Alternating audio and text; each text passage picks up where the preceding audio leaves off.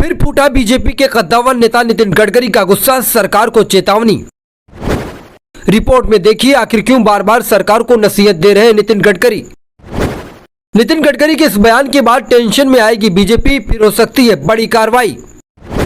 क्यों बार बार नसीहत दे रहे हैं गडकरी, क्या गलत कर रही है देश के लिए बीजेपी?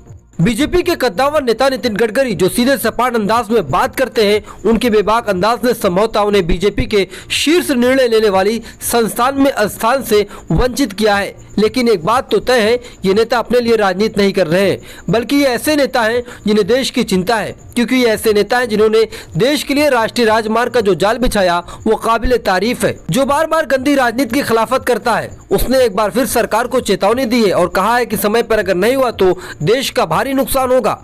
गडकरी ने रविवार को एक कार्यक्रम में कहा है कि सरकार समय पर फैसला नहीं ले रही है और ये एक समस्या है। केंद्रीय मंत्री ने कहा, आप चमत्कार कर सकते हैं और ऐसा करने की क्षमता है और अच्छे सफल प्रथाओं को दुनिया और देश में स्वीकार करने की जरूरत है। हमारे पास वैकल्पिक मटेरियल होना चाहिए ताकि हम क्वालिटी से समझौता किए बिना लागत कम कर सके। समय निर्माण में सबसे अहम चीज है, समय सबसे बड़ी पूंजी है। इस समस्या ये है कि सरकार समय पर फैसला नहीं ले रही है। मुंबई में आयोजित कार्यक्रम को संबोधित करते हुए केंद्रीय मंत्री ने कहा, तकनीकी या संसाधनों से अधिक महत्वपूर्ण समय है। गडकरी के इन शब्दों को पीएम नरेंद्र मोदी के कुछ दिनों पहले किए गए उस कमेंट में विभिन्नता देखने में आई है, जिसमें पीएम मोदी ने अमृतकाल या स्वर्ण युग के बड़े मील के पत्थर को पार करने में सरकार की कामयाबी का जिक्र किया था।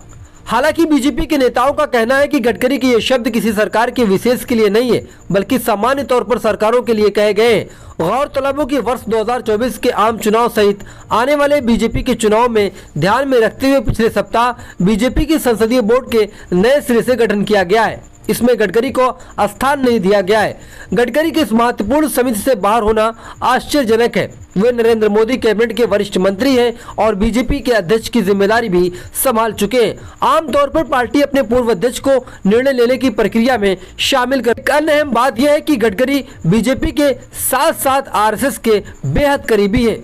बता दें कि कुछ समय पहले नागपुर के कार्यक्रम में नितिन गडकरी ने कहा था कि उनका अक्सर राजनीति छोड़ने का मन करता है, क्योंकि उन्हें लगता है कि जिंदगी में करने के लिए बहुत कुछ है। गिरीश गांधी को सम्मानित करने के लिए आयोजित समारोह में गडकरी ने कहा था, कई बार मुझे लगता है कि मुझे राजनीति छोड़ देनी चाहिए।